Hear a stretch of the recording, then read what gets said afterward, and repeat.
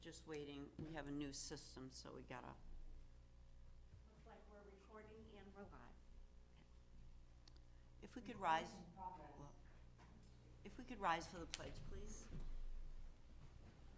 I pledge allegiance to the flag of the United States of America and to the republic for which it stands, one nation, under God, indivisible, with liberty and justice for all.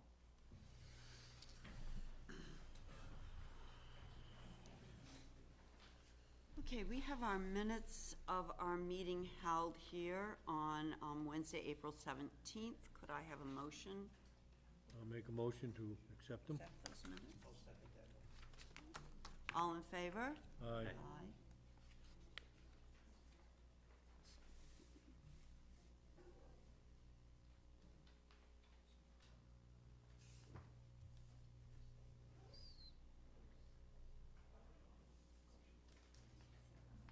Thank you.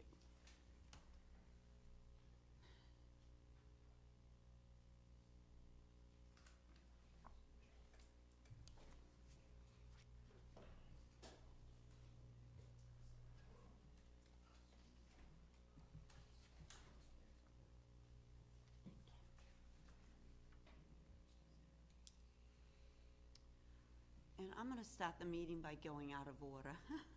We're just going to go down to old business, and Danielle is here to give us an Old Home Day Committee update. So give her the chance to do that because she has a open house coming up. Good morning, Danielle. Good morning. I checked it all up, so hopefully it's sufficient and quick. Okay. So over the last 6 weeks, our Old Home Day Committee has met 3 times. We've done it on various nights to try to get people in. And the main consensus was that it was a big fundraising event for our nonprofits and our school groups. And so the goal of us meeting was to try to preserve what we could to make it so that those groups and stuff wouldn't feel the impact of not having Old Home Day. With that, we came up with, I tasked everybody in the group to come up with ideas on how to make it so that it is a zero-cost event to the town for just the daytime portion of the event. Our biggest hurdles, we had to check with legal and make sure that everything that we wanted to do was able to do because it's a municipal event versus a separate organization. And we did get some guidance from them, so the proposal follows all of their guidance that we're able to follow. It starts with Northeast Delta Dental is going to sponsor and market the road race. So they're going to incur all the costs, the police detail, everything that would incur for the road race portion of it. I believe their intention is, even if Old Home Day does not go through, is to still have the road race portion of it because it's an outside sponsor and it's pretty much set to go. So their portion, that portion of it isn't included in any of this because that's kind of taken care of on the side now. We estimated the police detail, if we were to have an officer down in town for 6 hours, we are hoping the town would bring it down to the $55 rate versus $70 rate, but we would have enough in this plan to cover it if it was the $70. Other than that, for our basic expenses, it would be for the parade trophies, the fun run, the tractor pull. And then we included entertainment in it, but we are hoping the Heritage Commission will, they've had a fund set aside for like bands and stuff in downtown, so we're gonna go through a meeting and hope that we can convince them that we can use some of their funds to do the entertainment. That would free up some money to be able to do more children's activities, because right now we're kind of at the bare bone of what we could possibly do. Casella is $350, but we're looking at the possibility of transporting the trash to the other town dumpsters and just making sure that everything's cleared up. We typically use about 15 to 20 bags of trash.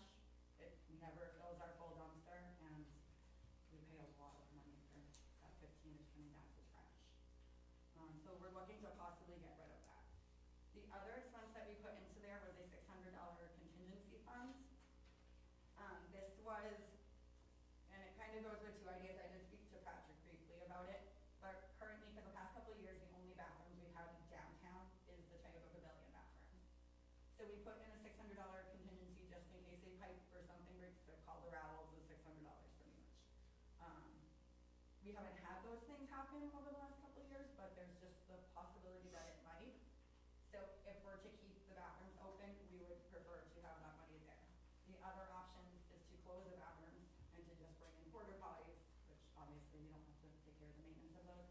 would be about that same $600. Patrick thinks it's a good idea to just hope to save the money and not need to call them, because they can fix the basic repairs, but anything else. So it's about $1,480 in expenses that we have. To help with that expenses, our program book, we are going to up our prices for our ads. They were $30 and $50 and $75.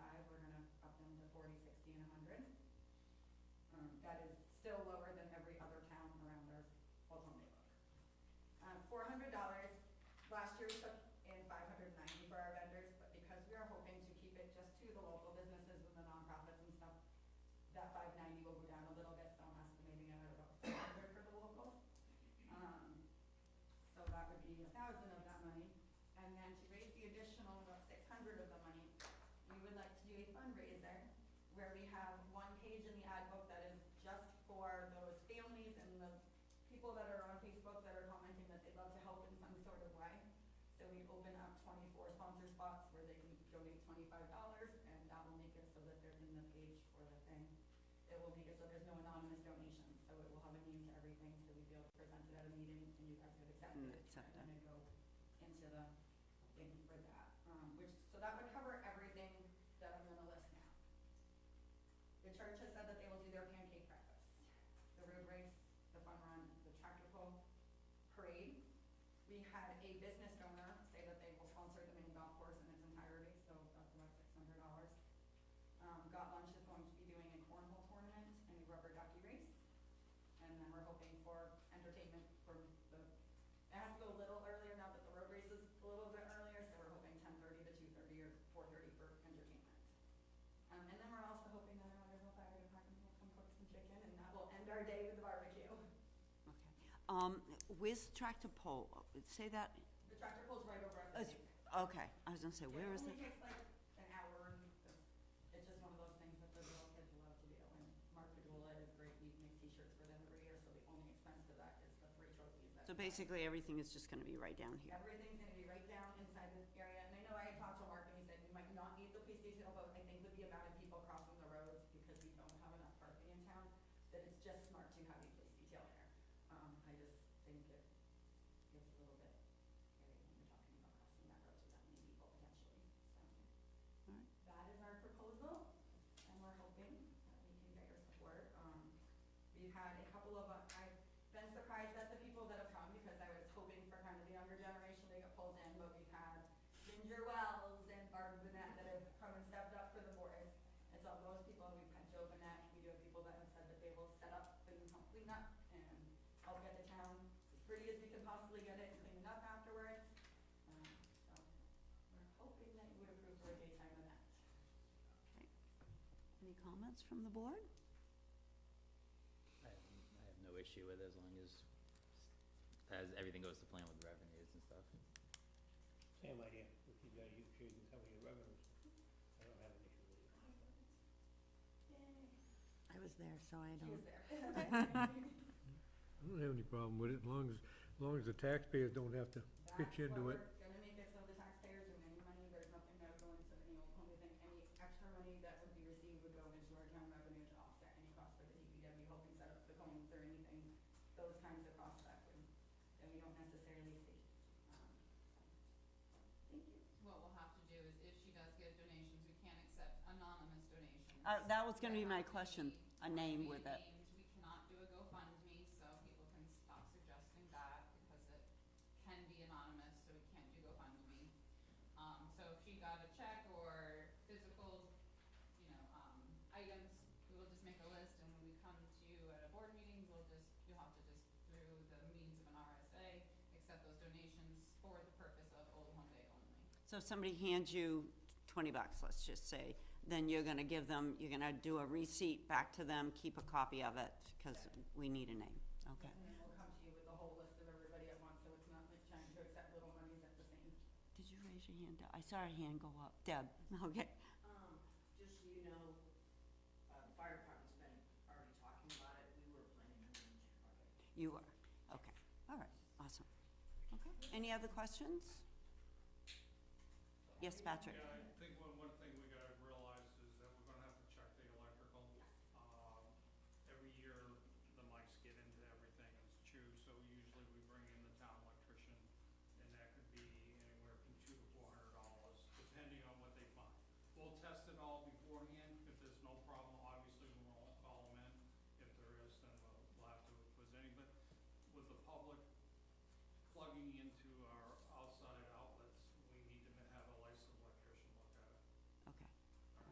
what, do we have plugs along? all along. Oh, we do, all right, Over down there. okay.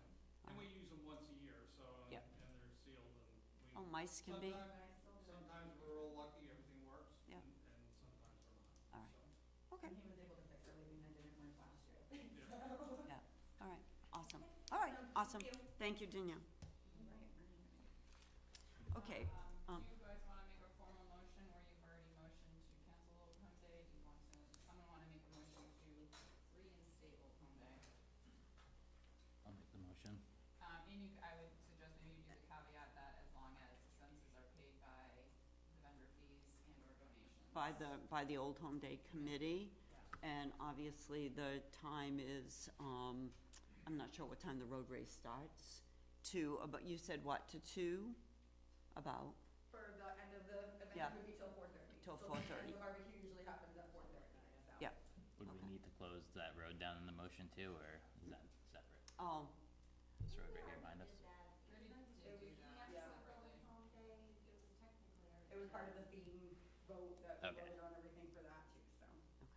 all right, I'll just put closed roads as previously motioned. There you go. okay, all right, Wherever the motion has to be, I'll make it. all right. Do I have a second? Second? I'll second. All right, all in favor? Aye. Aye. Thank you. Thank you, Danielle. I do, so the road closure plan is gonna be the same as normal, Main Street, Mill Street? No, there's no parade. There is a parade. Oh, She there said is a was- parade. She said there was a parade. Oh, there was a parade, yeah, that's exactly right, duh, yes, I'm like, Danielle, same road closure as always, right? With Yes, the same parade? road Yep. closure is everything.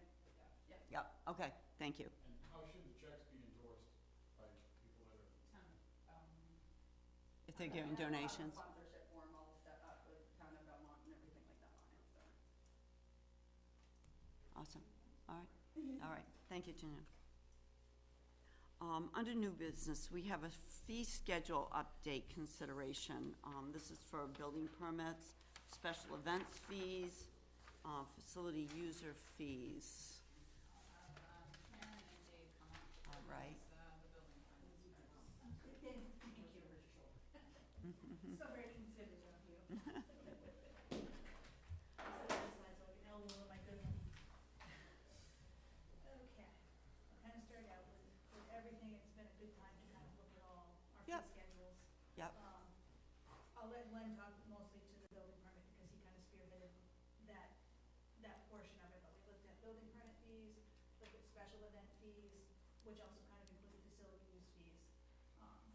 I did kind of off the side look at our land use fees, but our land use fees are fairly comparable.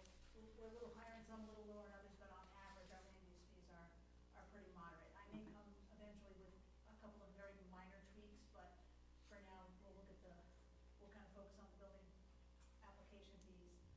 And I believe you have the spreadsheet in front of you, the co-ed spreadsheet. It's kind of interesting, what different towns, Yeah, and as you look at that, you're gonna see that by even coming up to where I wanna come up to, we're not gonna be anywhere near the top of the price. no, But it No. brings us more in line with, mhm, Laconia was on the lake also, so I mean, I just thought, from when I got here, when I first saw the fees, I thought they were kinda low to begin with compared to everybody else, compared to everything that's mhm, going on these days, and of course, with the budget the way it is now, wouldn't hurt to have the extra. Yep, a little bit extra. And this Yep. would be a 5-year update. The last time we did it was 2019. Wasn't- Pre-COVID. Why did you keep the cell tower so low? Compared to, I mean, obviously not everybody has, do we have cell towers? We do have, Yeah, we have a couple. right? We have a couple, But those fees are incurred when they install them, so. do they? All right, okay. And the inspections are, there's not a whole lot of them, so so to raise that fee would be. Basically, Okay. footing the slab and then any electrical components that would be Sure. inside the building. They don't necessarily inspect the aerial structure. Okay, you don't climb up? Well, if you get so narrow at the top, I make you stuck. We'll send them out in a lightning storm, we did yesterday. Oh, yeah, yeah, But looking at the fees, the intent was for bring them in line, moderate, but not to penalize, a residential homeowner, to raise them some, but not overburden some. So kind of walking that kind of middle line you have the colored spreadsheet in front of you, and like I said, I'll let Glenn speak, just these physical numbers. Some of it's just the multipliers too, just bringing those up. Most of it is just the multipliers. Some of them, it's the exact fee, like, the electrical, the mechanical, plumbing, and, the generator permits. Mm-hmm. I just feel, electrical permit depends on what they're doing, on how intricate it's gonna be to inspect. Mm-hmm. Same thing with the plumbing, if it's, if they're doing a remodel or whatever, they will check out the plumbing, you got however many, fixtures there are, you gotta check all those fixtures and all the venting, so. They just seemed like they were a little low, and from knowing different contractors and talking about all different towns and stuff, I mean, compared to, just a little bit south of us, even in Canterbury and stuff, and in Concord, plumbing permit in Concord is gonna cost you $250, and so I think at 75 was still really reasonable. Mm-hmm. Well, Loudon is a good comparison for that, when I think of a comparison, I don't know if they're exactly, but I can see that.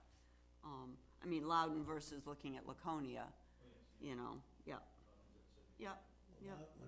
Loud when it comes to cell towers isn't afraid. No, they aren't, that's why I Saw that, I was like, that's why I asked "Jeez." that question. I saw, Between that and that's their commercial, I'm like, yeah, Jiminy. yeah, I did see that, that's just, yeah. Oh, yeah. I guess I missed the cell tower. $1,000 in Loudon. $1,000 for a permit in Loudon for cell Yeah, I towers. guess I missed it just because I wasn't used to looking for one. It's not one that we do very often, so it's not one. I don't know why. But with the plumbing, just by keeping the plumbing and the electrical, those permit fees, flat fees, some of them have a multiplier by so many fixtures. That's a We have paperwork small nightmare, enough- yeah. Exactly, we have a small enough staff, if we keep it a flat fee, it Yeah. makes it a little, Otherwise, he's gonna have to be out counting toilets and whatever, yeah, it gets a keep it little at 4 much. faucets and Yeah. not 5, and, Yeah. it would be a logistical nightmare just as far as, Mhm. manpower hours. So keeping those flat. I'm gonna suggest the cell tower be at least 5. It works for me. Because, it's not that they're gonna be flowing into town, but it's still something that's, why shouldn't we be comparable? We're not even close to Loudon's, Yeah, not even a quarter. yeah. Gilmington is. That would be my suggestion. Absolutely. But, yeah, even Gilmington is at 5, which is probably a little bit, Guilford doesn't Yeah, charge. we couldn't find one for Laconia, but I'm sure they have a fee somewhere, I'm not sure Yeah. what department takes care of that, but Yeah, that's Joe something. did. I say they have, the way some of the cities are, like, for example, here we have all our inspections are through one location, but in some of the larger locations, for example, Laconia, their plumbing is through DPW. So there's certain inspections are done in other departments, so we might have not been able to catch some of these. Sure. And then we'll give you that, we do a certain amount, and then maybe per fixture. Which is a calculable nightmare. But like I said, these are kind of a modest increase without overburdening the taxpayers, but also increasing the revenues a little bit. Mm-hmm. I think there should be a fee on recreational vehicles placed on a lot of site I was just thinking for that. personal use. At least there has to be an inspection process. Got some on Middle Route, Yes. where's the water system and where's the sewer system, and they're there for all summer. Yeah, he's on a violation list because of that. If they're gonna be there for more than 2 weeks, 2 weeks if you're not charging, if they're there for more, if they're there for up to 6 months, they have to get to a sewer system. Not necessarily water, but they have to have a way to discharge the sewage, either septic system or a sewer connection. I think that there should be a fee for that, so somebody's gonna Right have now, to, we have 0. somebody's gonna have to go out and inspect it. If you, we can take that suggestion and, let's see.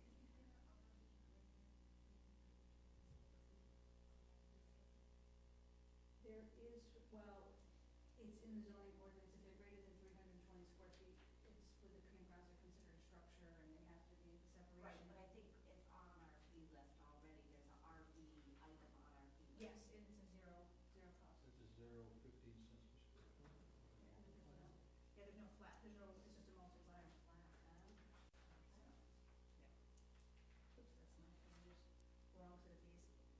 So in other words, if Grammy comes home from Florida with her RV and parks it in your dooryard for, Up to 2 weeks and you're not charging her rent, she can do that.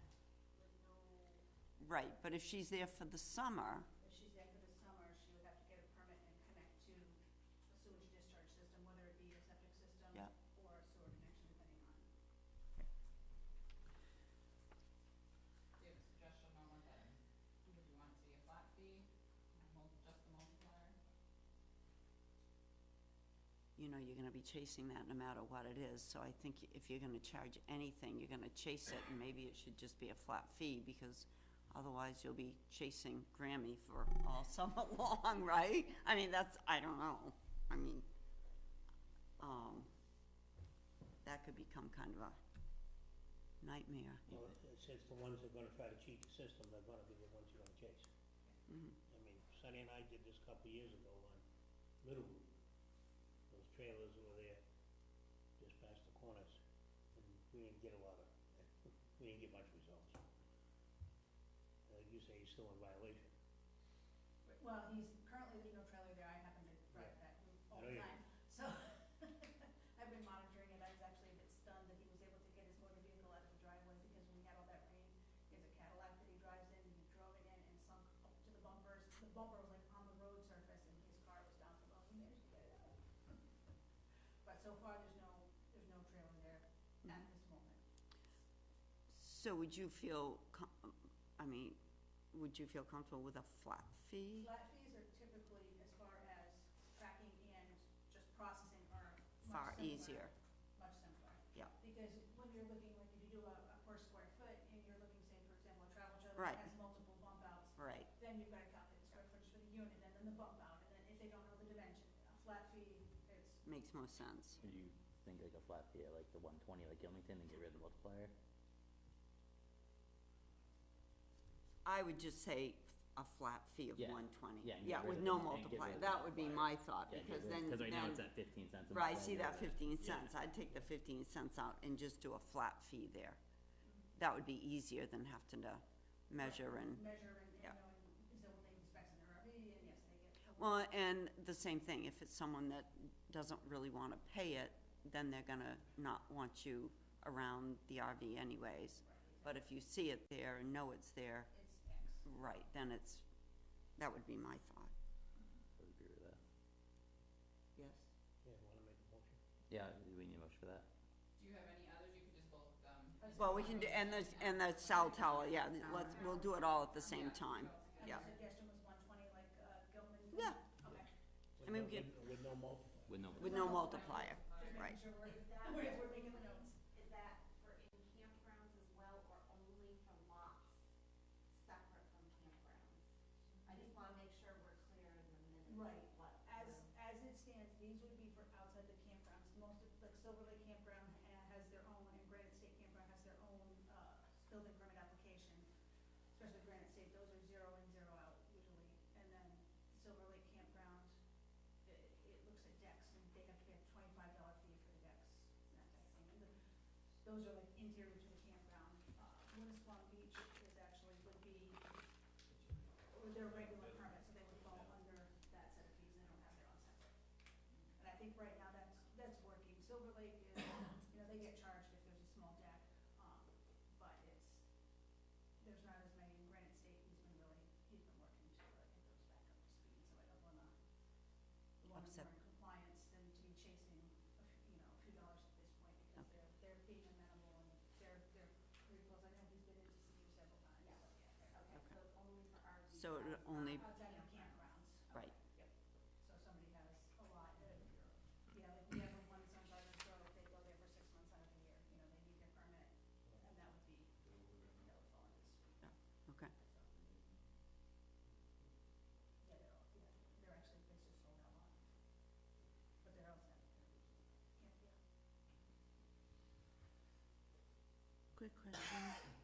Which one of these does the fee for, the gas fall under? Like, Mechanical typically, or mechanical usually, or generator, depending on, if it's a standby generator, it's all under one permit, but if they're just installing a gas tank or gas lines, it's a mechanical.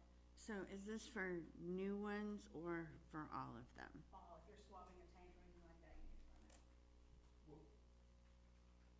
new one, like, for a new house are you talking about?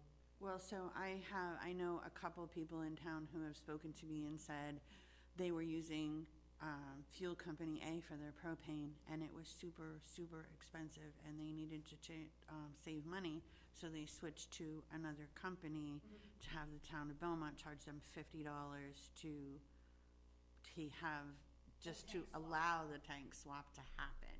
It's not so much allowing the tank swap to happen, what it is when they connect those tanks, those are outside, so the fire department does those inspections. You have to make sure they're hooked up properly, that there's no leaks. I mean, the last thing you need is your tank So improperly connected. every time that happens, somebody from the town goes out and inspects the tanks? Okay. And that's usually covered by the commercial person swapping the tank would Well, it depends get that on, fee. it depends on the company that they Yeah. use. Some of the companies are charging the client up front for the money, and then some of them are absorbing the cost and the change, so, Yeah, tank swaps, they're required, because we wanna make sure they're connected properly and safely. okay. I was just checking because I don't use propane, Yeah, that's so, a tank swap. Okay.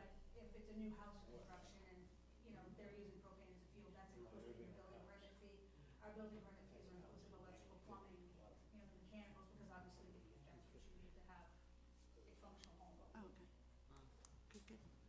But if you were to have, let's say, your home, say you're, for example, you're on a well right now, you want to switch to propane, you would definitely need a permit to make that conversion. Okay. Okay, does anyone see anything else? What is O, when you say home occupancy review? What does, it's 0, so, Right now, yeah, and that's one thing we don't charge for the home occupancy. So for example, you are a hairdresser and you want to run a small hairdressing business off of your porch. You can do that, the regulations allow for that. But you have to fill out a home occupancy form, basically to make sure that you meet the requirements of the ordinance. Currently, we don't charge. It's something, you know, it's usually a very small business, or sometimes you'll have like an attorney who maybe just has a very small office in their home, and most of their work elsewhere. okay, That type of thing. Oh, Maybe in this office. all right. It's not a, Few and far between, they're okay. not a, you know, not a. and obviously, we can change this at any time. If, God forbid, all of a sudden, you know, everybody's moving home to do whatever. Right, exactly. Okay, all right. And we don't chase the Avon lady. No, you don't chase the Avon lady. I love it. Avon lady. I didn't even think about that. Okay. Any other comments or questions? So we need to make a motion. Letter D, we're going to, add a permit, add a fee to the recreational vehicle, line, which would be $120. And we're going to increase letter G, which is the south tower, from $150 to $500 to be comparable with surrounding areas. And to remove the multiplier on D. Oh, I'm sorry, and remove the multiplier on D, you're exactly right. I'll make the motion. Okay, do I have a second? Second. Okay, all in favor? Aye. Aye. Can you just add, effective May 1st, 2024? So Sure. ordered. So, so move, So whatever. if you came in before 10 a.m. There you go, right, they lucked out, okay. Okay, now we have our building official. No, I have Oh. special events. Oh, I'm sorry, oh, okay, got it, okay, So it'd be the next Yep, page. in got the it. packet. all right. Oh, I thought we covered everything with that one. This one's not quite as intense. Currently, right now, for outdoor festivals and special events, we don't charge any fees. There are some inspections that are involved. So what I did is I kind of looked at some of the surrounding towns. There aren't a whole lot that I can find a lot of information on. The one that primarily is because of, and it started with motorcycle. I was gonna say bike week. City of Laconia, Motorcycle Week, and also what you can see, being familiar with how they kind of gave me some insight into the whole special events. And now what I did is I kind of took, you have a sheet in front of you, Lee, yeah, you have this sheet here. Took that, looked at their fees, and kind of, we did back them off a little, because we don't have a motorcycle week. But we also, if you're looking at somebody who wants to do a vendor event, say for example, the fairgrounds. That was right on the top of my, yeah, they don't have to pay anything at this point. Right. You looking at 1 to 10 vendors, even if you only had 5 vendors, that's only $40 a piece. And so we don't wanna be, for these individual vendors, they're typically paying a fee to be at an event. So we don't wanna eat into all their profits, they're small businesses, we wanna support them, but we also, especially with some of the vendor tents, we do have to have inspections to make sure if they have a gas tank, if their propane's hooked up correctly, if the electrical's correct. There's generally a walkabout just to make sure that they're installed safely. So this would be kind of a moderate fee, $200 for up to 10, 11 to 25 would be 300, 26 to 50, 500. More than 50 would just be 1,000, but that would be a pretty substantial event. Looking at that, we have had some general inquiries. I believe Alicia has fielded one, like a beer garden or a beer tent. There's quite a bit involved with those, and we did have a suggested fee of $1,000, and then again, special event miscellaneous, if it's a small fair that's not associated with the fairgrounds. If somebody wants to do a small event like that, just be a flat fee of $200. And we haven't had a lot, but last year we did have a temporary campground At the at fairgrounds. the fairgrounds, and they also do a temporary campground with, at the casino. I just went on with the motorbikes, so they do have a temporary campground. So, that would just be a small fee, again, it would be offset by the person paying the fee by whoever, they'll collect fees for the people being there. With that being said, any nonprofit who wants to, they can approach you and request a waiver of fees. Okay, that was gonna be my next question, and my other question is, how are we going to notify them of these changes? We have updated, we can post it on the website, we can Okay. also put it in our newsletter. And what we did too is just updated the application to include this fee schedule on the cover so that people are aware. It would be out there. We don't have any kind of ordinance. The one thing that, is something, because they're a much larger entity, obviously, the city of Laconia has a 20-page Of course, special yeah. event ordinance, and we really don't need that, at least at this point. I mean, obviously, if Okay. things grew and we were bringing these things in exponentially, we might want to consider that. But at this point in time, it would just be basically some fees to help offset those inspection costs, to offset the time that it's taking us to process these. We don't have an events committee meeting like Laconia does, but every time we get a special event application in, it comes through me, it has to get emailed out and get the responses back from police, from fire, if there's any questions, comments, concerns that they have. So there is manpower hours that are being, used to make these things happen. And the smaller events, it's fairly quick, but some of the bigger ones, it takes some time.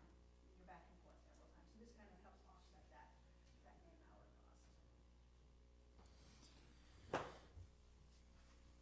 And I know the other small part of it, we would also talk briefly about the facility use fees. That's next. Yes, What- it's kind of next. I and have that a would- quick question, sorry. What's considered a vendor? So like, for example, a car show, what's considered the vendors there? Just people A vendor selling would be stuff, like or? If you've got somebody selling car parts or selling beer, or you've got a food truck, those would be the vendors. The car show itself would probably fall under a special event miscellaneous. So they would have a flat fee, if somebody's gonna go rent a parking lot and have, some more Car cars. Your vendors would be then, your food trucks, or if it's a swap meet kind of thing. So for example, like they used to have, I don't know if they still do, the car show over at the casino. Would the car show itself have its own fee, and then if they had vendors, those And then- vendors would also have a fee on top of it? It's typically, it would be, because the bigger, it makes it a bigger event, so you have the flat fee plus your vendor fee, depending on what you have. I mean, if you have one special event, for example, say, they have a big road race, and they have one tent that's kind of just by the sponsor of the road race, we probably wouldn't give them for the vendor fee, because it's kind of part and parcel of the road race itself. But in the event of a car show, you've got the car show, and, you might have a hot dog vendor, and you have somebody selling parts, or you have merchandise, those would be your vendors. And again, if it was a small nonprofit that wanted to do a small event, they can approach you and just request a waiver of fees. Or reduce fees. Or reduce fees, a reduction. Well, I'm already thinking Old Home Day. Well, that's. But pub- that's done by- town. Done by the town. Yeah, that's so you'd be exempt from your own fees. Okay. We can't pay ourselves, well, we can Well, if we want to. No, but again, if they start getting approached by businesses, but they're not going to do that, Well, correct? and even if they did in the future, they would fall underneath us still, because we're the person putting the You're event the on. Because we're putting it on. Organization hosting it, Yeah, yeah. you're All the right. umbrella, so you'd be, exempt? So for Or example, we're like, just gonna exempt, for got it, example, like the flower festival, they would pay the fee to us for the vendors, then the vendors would reimburse them. Right, Yep, they would charge the okay. vendors, same But with they all charge these the other. vendors, usually the person organizing it, hey, I'm gonna have 10 vendors, Right, and then. They collect. They charge them for their booth. Yeah. So, all right, got it, okay, all right. Facility use fees, Do you wanna make a motion? Oh. I have a number 2 motion in your packet, if you wanna approve these, unless there's any You do? changes or changes. Where the hell do you see that? I didn't see no, I was gonna say, I didn't see that either in here. no, we don't have a motion in here, do you? There's no motions, no, we don't, so we'll make a motion to accept the special event fees schedules as presented to us, Effective May 1st, 2024. okay? Sorry, Right. I forgot to. Do I have a second? I'll second. All right, all in favor? Aye. Aye. Okay. We'll move on to the facility use fees. So,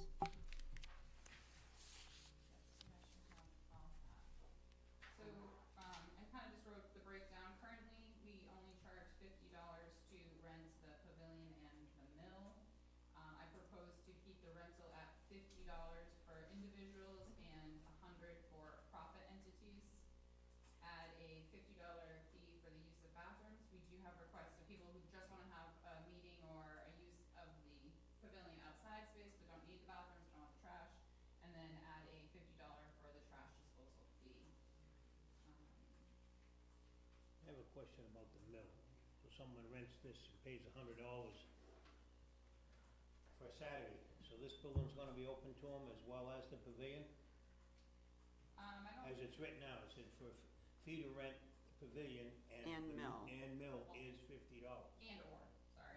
Okay, well, should be, It's- say and or, That's the only 2 places that we charge for fees right now. but it wouldn't, I'm not for opening this building up when we rent that Oh, no, pavilion. no, no, No. one or the other, or they could technically, I suppose. But what if they want both, that's what I'm saying, they Then wanna they- pay $100, they're in this building. Yeah. They don't really. I'm not sure if I've never $100, had I'm a little concerned about the, what if somebody wants to rent this for a baby shower? Or a, I mean, whatever, I can't, are we gonna make that available? I'm not sure, I don't know. Guy wanted to have a gun show, and he wants to have his food from out there at the pavilion, he's gonna serve them like we've had a lot of our retirement meetings out there. So he wants that, but he wants a room inside the building so he can show his guns, this room right here. Well, our request would come into my office and then and in your office as well to approve or disapprove. I mean, not everyone just gets a blanket approval if it doesn't meet the I think to wishes your, of the board. yeah, and I think to your point, what you're saying is if we list them separately, so that if they want the pavilion, it's $100, if they want the pavilion on the mill, it's $200, it's gonna be $100 for the pavilion, $100 for the mill. Am I understanding what you're saying, right? If we got him in this But- building, then I want a policeman in here. But we wouldn't have it for every event. You wouldn't have a policeman for every event if there's a baby shower. Only if they're in this building, I'm not worried, there's how much they can hurt at that pavilion, that's why it was built like that. But in this building, Well, I think it could be a problem. And I think certain things for something like that would fall under, they'd be doing 2 applications, because they'd be doing an application for the use of the building. And then they would need a special event fee, for example, like you said, like a gun show type thing. And at that point, with that application, that's where, when it goes out to PD and the fire department, they could set a stipulation saying, with that, you need X amount of officers. At a you know, cost At of, a cost of, and then that would fall under a special event. But for, See, I don't want any of that, that's the issue. I think we keep the mill out of that, because what do we do without Patrick? They come in and they clean up the garbage that's out there, they take it with them, but inside he comes in here Monday morning and it's a mess. I don't want him in this building. So you don't want any more Right. nonprofits, we don't want any more of I'm not any saying other that, organizations or any if of you're that. gonna rent the building out, It would just be this floor. It wouldn't be 1, 2, 3. but again, someone's gotta be here on our behalf to either use the word police the situation or to see to the well-being of the building itself.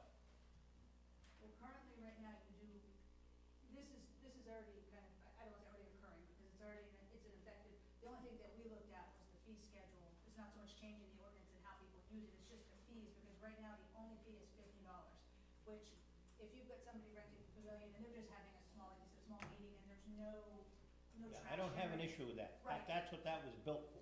Right, but even in here, they can, right now, currently, they can rent it, so for example, if you're having a baby shower and you don't have room in your home and you wanna use a room in the mill, right now, we only charge $50, but with that, the only thing we looked at were the fees, not the actual, like, use, how your facilities wanna set up, but just the fees to allow for, if they're going to use the bathrooms, that extra $50, because we do have to pay Patrick to come, or, Kyle, or anyone, somebody from building and grounds, to come and clean them or check them to make sure that there's no damage, or they don't need toilet paper or something like that, right?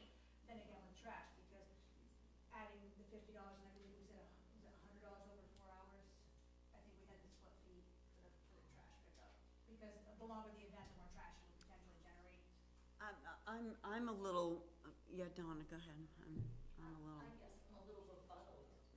We, to the best of my knowledge, have never allowed for any private use of this building, our town building. Basically, it's always been like your bogey, they're all attributed groups and nonprofits that are here in town. Other than that, private anything has never been allowed in the building here. I mean, I don't believe Laconia does it or any of these other towns rents out their meeting rooms. They used, They do, They the do. The Hampshire Ball Baron used to rent all town the, halls. the middle school in Laconia for their Christmas event. It was Conagani catered the thing, Well, and that's where they had it. So we had before Corner Meeting House, and when that went away for the use of pretty much everyone, we had the 4th floor. So we've maintained that use, so if anyone who wants to use this, I haven't really had any requests for anyone to use this space yet, everyone just wants to use the outside.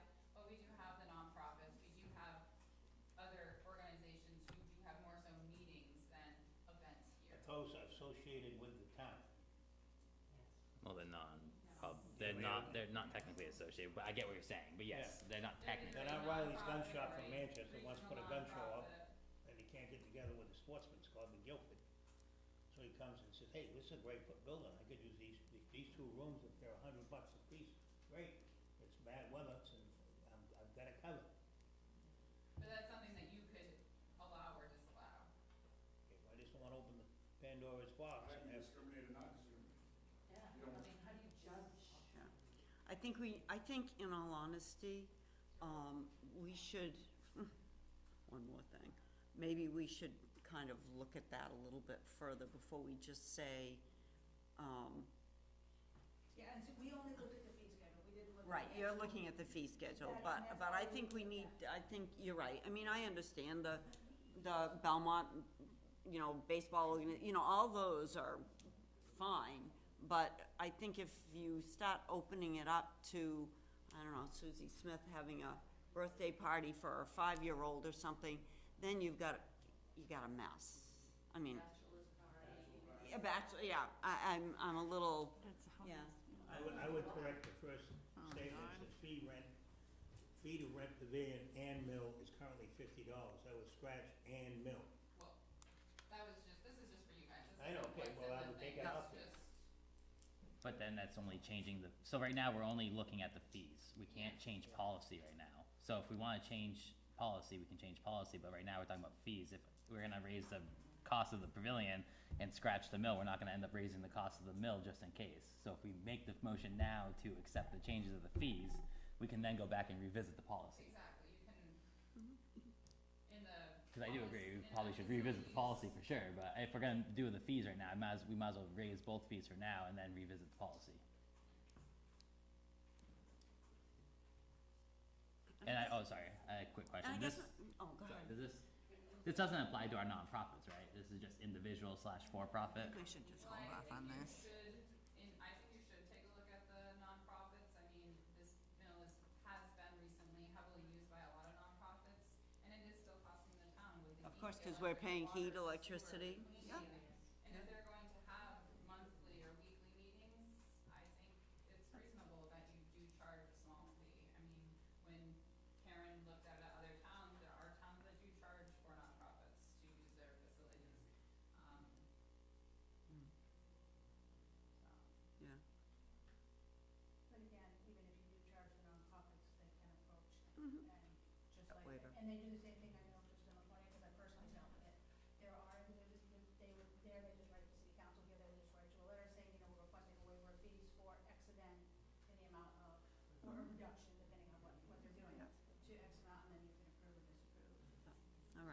Okay, so, currently you are charging $50 to rent the pavilion? Correct. All right, and you wanna leave it at the $50? For an individual, Okay, but what you're really adding is the 50 for the use of the bathrooms and 50 for the trash. Where right now, if I wanted to have a baby shower at the pavilion, I'm only gonna pay $50, whether I use the bathrooms or not. So I think 50 is a little bit too low to be inclusive of the cost that it costs us to do the trash disposal for the use of the bathrooms. So increasing, so basically, if I wanna rent the pavilion and have the bathrooms available, it's gonna cost me $100. Okay, all right, And then you could opt at that point, you know, for example, like a baby shower, if you're just gonna if you're gonna take your own trash with you, then you don't have to pay that fee, but if you wanna have the town, you know, dispose of those bags, then.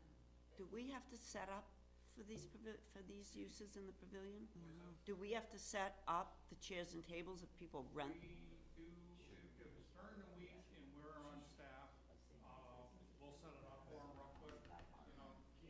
It's on. Yeah, yeah, the conversation in the back corner, stop, my recording clerk can't hear and neither can the board. Yeah, if it's on the weekend and everything, no, we do not, but they are given instructions to put everything back. I would like to make a suggestion to Please. the pavilion, make it 1 feet. Don't break it down if or then whatever, because they're gonna change their mind or whatever. If you want, make it 150 and cover it all. And cover it all. I think you're right, whether they use it or not. Yeah. I think you're right, trying to, you know, yeah. And I find it hard to believe that that you're gonna use a pavilion and not have the bathroom available. I don't know about anybody else, but I would think that's more of a health thing than anything else. I mean, if somebody's gonna rent the pavilion, you ought to have the bathrooms available for them to use, whether they use it or not. So I tend to think, I agree with that, Patrick, but that's my thought. Go. Go. Go. The only thing I have a question about now is the last paragraph. So currently, there are no businesses allowed to use the space, and that's a current rule or regulation. Can we leave that alone till we revisit the policy then? Yeah, the whole facility use policy needs to be updated because it really only currently includes the pavilion and the corner meeting house, which doesn't exist. So I need to revamp the whole, Yeah, the whole facility let's use strike policy that with whole some of paragraph today. but like I said, right now it says no businesses are allowed. We are getting, you know, more requests from businesses, you know, even like if the flower festival came, that's a business, so technically Yep. in the regs it says they couldn't use it. So, Well, So just without an eliminate- exemption from us, right? We could still give an exemption to the flower people to use the Yeah, pavilion. yeah. So can we strike that part for now then, and not put that in part of the motion? yes. The only thing I have on motion is just to accept the, facility use fee schedule as presented, but it seems like you may wanna just go with the flat fee, or we can keep everything. I'd make a motion on the pavilion to go to a flat fee schedule of $150. Second it. Second, all in favor? Aye. No. So 401. Yep. And then the mill, what are we gonna do with that presently? We're really not renting it out presently to anyone other than our typical people that we've been The the nonprofits. So, do we just not deal with the mill at this point? Well, you can, if you want to table it, and we can discuss whether you want to rent out the 4th floor to outside individuals, I'll call them, or not, or just leave the 4th floor of the mill strictly for use of nonprofits, boards and commissions of the town of Belmont, and or regional nonprofits who might have business in Belmont or associated, like, Easter Seals or United Way. They may not have a, you know, business here, but they have used our spaces before. I think it's Easter Seals who uses the pavilion in the summer to do their summer.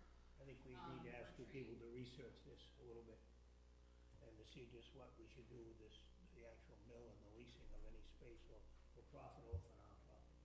So what we're getting ourselves into this building, really research it. And what the requests you've had maybe over the last year, what you might see coming. I'd like to see it used, but I don't wanna see it misused.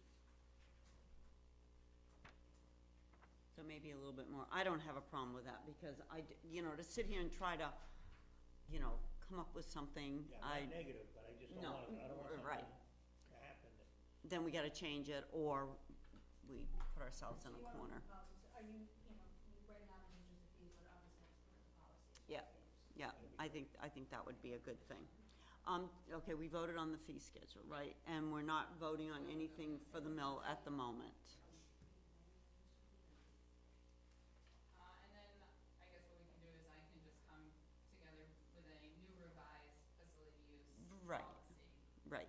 and And whichever let's started. give us a chance to read it over and, Yeah, and again, take try to into- digest it and ask the questions. And then take into consideration the nonprofits also of the, Yeah. what you think.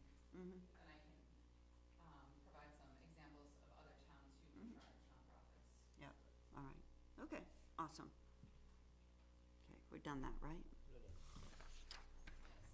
Okay, on to, Next on the agenda. I know, building official, code enforcement office quarterly update. So, I went to April 24th when I was asked to do this. Yep. I didn't do it before. Total building permits are at 81 right now, compared to last year at 57, so we're up by 24, Ah. which is a good thing. Yeah, So the total cost, like, and that's what we're gonna be taxing on, yeah, for all the building permits is, 7,467,925 for this year so far. Last year at this time, we were at 3,736,381, so substantial increase. increase there. We're up, new houses, 11 this year compared to 5 last year. I thought we were wild last year. We're wilder this, That's just from Sure. January 1st Yeah, to now. till now. So the same window of time. And same thing with solar. Solar did a big jump also this year. We have 13 solar so far, and for the same time period last year, we only had 8. Mhm. Everything else is pretty close to the same, within 1 or 2. Yeah. Those are the biggest. Commercial, we had 2 jobs for 80,000 this year. Last year, we had 1 for 100,000. 8 demos to 6 demos, so, they're all relatively close up and down, just Yeah. 1 or 2. It's the houses and the solar that's really making the difference in the jump. Yeah. So you're busy. I've been, yeah, been pretty He busy. can't get himself in trouble if he keeps sending him out on inspection. There you go, there you go. And yeah, so that's what I got for that, unless you want me to give you any other specifics on, which is what. I have questions. What about enforcement? Well, I didn't get to that part yet. I was talking But wait, building there's more. permits. But Building, there is more. So I really haven't gotten to enforcement yet. I did finally dig through and find out where Mark was. It took me a while just to figure out what he had going on. sure. I do have a list that I'm starting with, and I have went out on one enforcement thing, and we're putting together the letter, it should be going out today, for Brown, is that 12? Brown Hill. 12 Brown Hill. The building is falling apart, and they had somebody sleeping in the shed, and we're, with the chief and everything, we're putting together a 2-prong attack on that. And like I said, I hadn't really gotten started on the enforcement part because there was lots of building permit things that just He's been playing needed, catch up. that just need to be caught up. Things weren't closed, I had to go check old permits and make sure they were closed up and all that, so I've been kinda running on both ends on that aspect, but.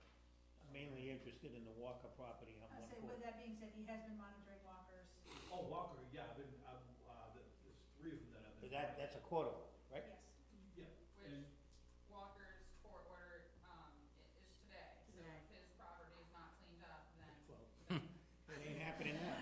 we now step in and remedy how we see fit. right, and I was just there last week and took pictures to make sure, and there was really nothing happening.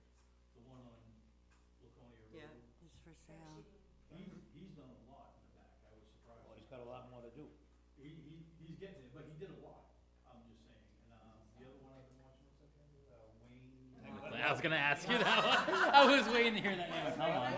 While we're on Mr. Ferricini, before we leave him alone, That's the. Mr. Ferricini, the man on 106, going to Yeah. up there, Yeah, the house is listed with an apartment over the garage. I can't enter that building unless there's no way for me to enter the building.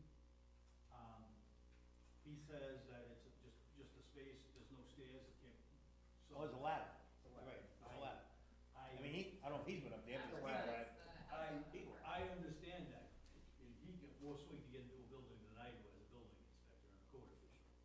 They can just say no, and I really can't do a lot. Without a court order, without a restraining order. Right, so I mean, unless we wanna go that route, which I don't know what that's gonna cost, but, It is, we can send a letter saying, you know, we saw in that advertisement that you have an apartment there. Please come into the office and fill out proper paperwork, and maybe get in there and then get some inspections done, but it wouldn't be a legal living space because I'm aware of that. there's not I'm well aware of it. stairs. I know, I'm just I understand. explaining what the difficulties would be with it. Not that. I would send him a letter on behalf of your department saying it's advertised, as you've advertised this in the local papers, the property's been advertised and the real estate people got it, showing there's an apartment in that, over that garage. And we don't have any building information for that as we speak. Can you inform us on how this has happened? And if he doesn't answer it, just put it in the file, because we're gonna end up, put together a letter, it does create a paper trail so that any potential Right. purchaser. Exactly. Later Because on. the purchaser's gonna purchase the problem doesn't go away with the sale.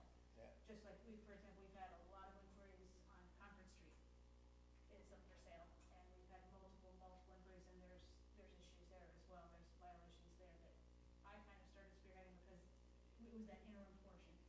So we do, when a lot of these properties do go up for sale, the one thing that is fortunate is a lot of times people are getting wiser and calling.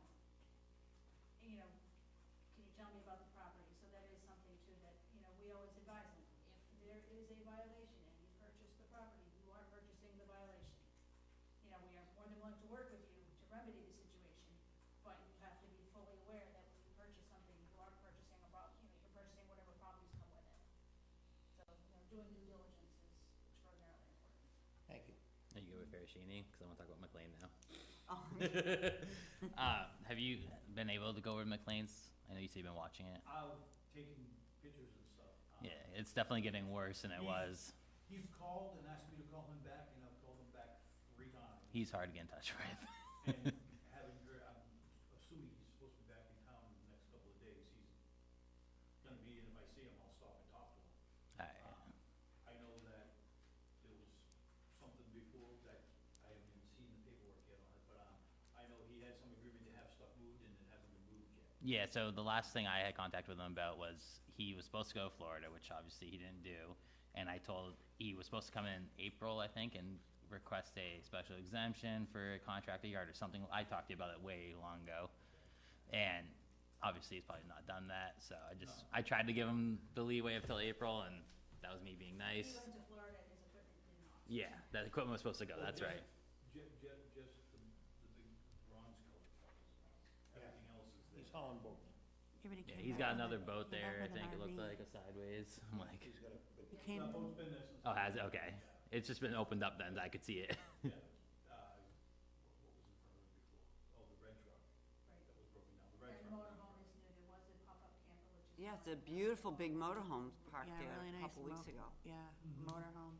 He had a silver big rig there one time that he was working on. I'm like, what the heck? It was a few days, like a week or a couple weeks ago. I saw it. Yes, just so you are aware of that. That's his new one? The Kenworth that is parked in the back was apparently, he left a voice message and told us it was involved in an accident. Mm-hmm. And when we had gone by there, was working on it, appeared there was an active spill, so they did report it to Yes, ES. yeah. And, It was a decent sized spill too, it was probably you know, 10 foot round at least, so. so I'm sure it was damaged and so we did file an official report to, you know, complaint with DES, so that, not, you know, I don't know, I haven't heard an outcome, but I, you know, just so I can be aware that we are. So even though you file that, they don't ever get back to you? Typically, no. Yeah. Unless there's something that specifically requests questions Oh, they need us to do Or they need something. us- Exactly. Yeah. Yeah, yeah.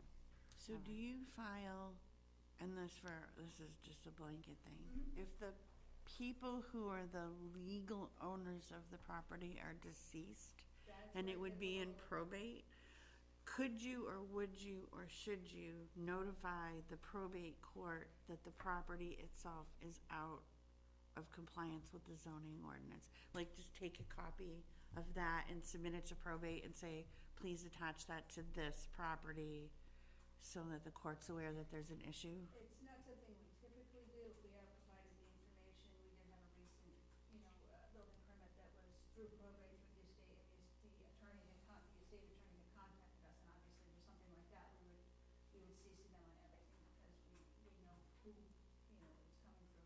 But it gets a little trickier when someone passes away, we don't know if it's through probate, we don't know the situation, so we have to send it to who we consider the legal owner, which unfortunately in this case is deceased.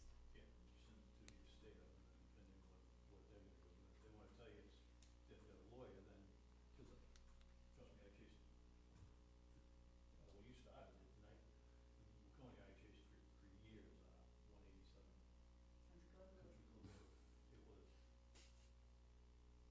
And again, that was the same type of issue, it was, the individual had passed away, it was in an estate, it was through probate, it was, so we're kind of limited when it gets to that point, we do the best we can.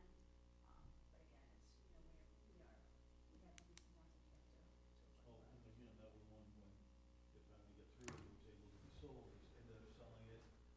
It was a mortgage company, and I had sent the mortgage company, they're like, yeah, we found out a mortgage company, all right, so we did all that. Like Johnson Street. And I then- was just gonna say that, is this Johnson Street all over? It's very similar. And, It's- Yeah. you know, oh, we're Alright. gonna take care of it, well, Yeah. they sold it, and when they sold it, they had to inform the person that had violations, and they contacted me right away.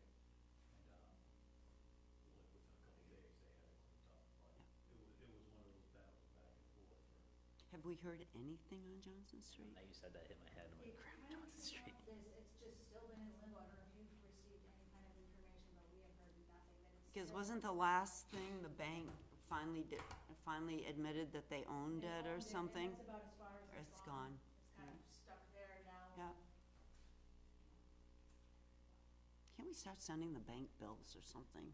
Can't we, I don't know, Well, if they're the legal owner. yeah, I mean, We can certainly send them the letters, unfortunately, when you start sending them those large corporations, they. oh, I know, it goes somewhere. That's nice, and it goes into a pile, I and know. that's where it stays, and absolutely nothing comes. Hmm. You get phone calls, okay, we'll take care of it, Yeah. and then we chase it for another Yeah. 7 months. But it's up to us to do the diligence. Right. Mm. So if we do it, then somebody come in and say, look, we sent these and we've done it, we've been on top of this. It's like the Walker property, I don't see him doing anything, a year from now, I'll be asking the same question, where are we? Well, he's, like I said, he's under court order, today's his deadline, so obviously in less than the next 4 or 5 hours, he really, Really gonna, all right. really puts away one of these, he's gonna Sad. be, obviously out of compliance with his court order. Yeah. And the more you walk around, the more you see in that place. I I know. saw more stuff the last time I was in, I've been 3 times, every time Yeah, he doesn't seem to be getting rid of anything, seems to be adding to it. Yeah. Yeah, because I think he's just, yeah, Yep. Yep. And the Fair Sheening property also has a court order, and if he doesn't sell it by June 1st, then his first payments to the town of Belmont will be July 1st. Our restitution Never basically for the legal fees and whatnot. The only, that was positive, the only other piece of information is he now currently has the property listed with an actual realtor, not like private. oh, really? Because it originally started, That's what I read about the There's a apartment. realtor sign Right, up there yeah, now. I looked it up, and he's advertising the apartment over And the web. sometimes what we can do is I will look at the realtor's listing and reach out to the realtor and just say, hey, by the way, You're that's in not a, a legal yeah, apartment, you Yeah. can't list it that way. And we've done that, I've done that in Laconia, just reach out to the realtor and say, you have to change your listing because it's not a legal apartment. yeah, well, that might be a good thing to do then, obviously. But no, he does have an actual realtor now, and I believe he's asking $350,000 net green to and yours. Nowadays, you just never know. But again, All right. somebody could, Okay, if this is All right. $350,000. okay. Flip All it. right, thank you.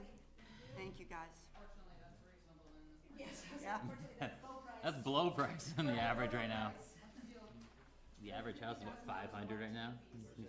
Average price in New Hampshire is 500. Okay, on to readopt investment policy. Now, what is this? This is just the housekeeping, this we do every single year per our auditor's request, so I haven't made any changes, I did provide you a copy.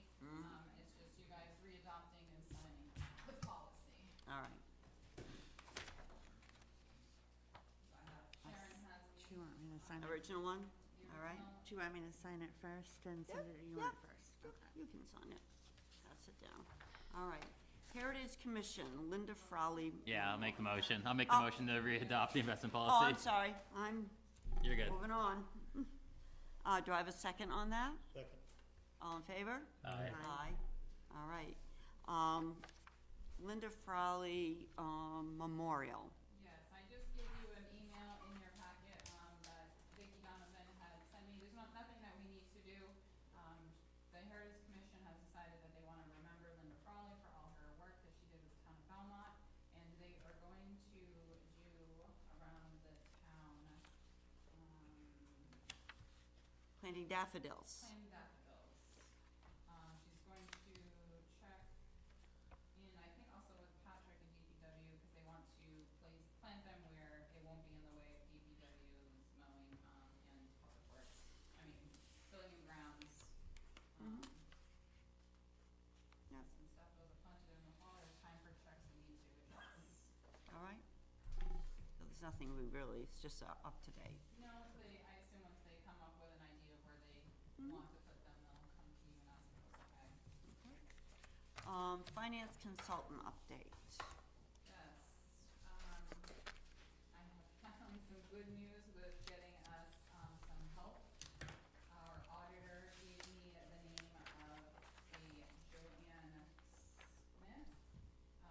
Me and Steve both had a conference call with her. She, used to be a finance director. She has worked she has 35 years of experience directing automated financial operations. She's worked with many towns. She also served as the vice president for Muni Smart Systems in Dover. And she then retired and created her own Stonehill Municipal Solutions. So she is going to come in once a week and get us out of the hole that we're in and train Steve. She has extensive work in BMSI, so find someone who does use BMSI is a unicorn. So she's going to help us get Steve up to speed, train, and get us straight for our audit that is gonna happen in June. We will cut ties with Catherine. Catherine has been helping out as much as she can from home. So I can't afford both of them, so we're gonna cut ties with Catherine and move forward with Joanne. She's gonna be on site every Friday or Thursday, depending on Steve and her schedule, anywhere between 6 to 8 hours. And she's in BSI, yeah. What is it now? BMSI, God, BMSI, she's fully trained and uses, okay, all right. She's been using it for years and years and years. Good. She 100% knows it. So if you guys are in agreement with her, I'd like the commission to move forward with hiring Joanne Smith as our consultant. Well, we know that Steve does need that help, that's for sure, so I don't have a problem. Do you need a motion for that? I do have a motion just for All right. you to authorize the hiring of Joanne Smith as the financial consultant. I'll make that motion. Okay, this third, I'll second it. all right. All in favor? Aye. Sharon, yes? Yeah, fine. Do you have a question? I did, but that's all right. I Oh, had to. sorry, I didn't hear, I'm sorry. I was wondering if there was a timeline on how long she was going to work for us. So her contract is until the end of the year, but it can also be ended whenever we feel we are good. Okay. Your Was- second is was- cost, Yeah, $85 an hour. okay. Awesome, okay. Mini bu- okay, Budget-wise, oh, it's gonna be tight, but I think because we have the savings of me bringing Steve in below my budgeted amount for the finance director, and we've been without a clerk for a few months, it'll be pretty much a wash. a wash, but may go over, but it also doesn't help me in that department with anything I expected to have for underage to make up that loss. But Okay. hopefully we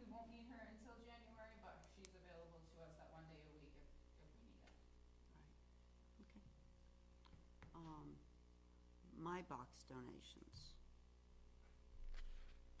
The police and fire department were contacted by my box about donating a box, and police already jumped on it and got that donation. Deb, are you? At the time you said you didn't need one, so I let it go, but I haven't. Well, I think they're still He told looking me- to. Yeah, he did tell me back, he told me back a while ago that when I did tell him no, that we didn't have a use for it, then he said if it changes, let me know. But yeah, when I talked to you, whatever, a month or so ago, you said we had no use for it, so. Yeah, I didn't, and then, Yeah, I was contacted by them, a representative for that company in January, and they wanted to bring it to me then. I was like, I can really use one, but not in January, doing snow, the weather, plowing, everything. I said, call me back in, in April sometime. So he calls me back on Thursday and tells me they're delivering it Friday.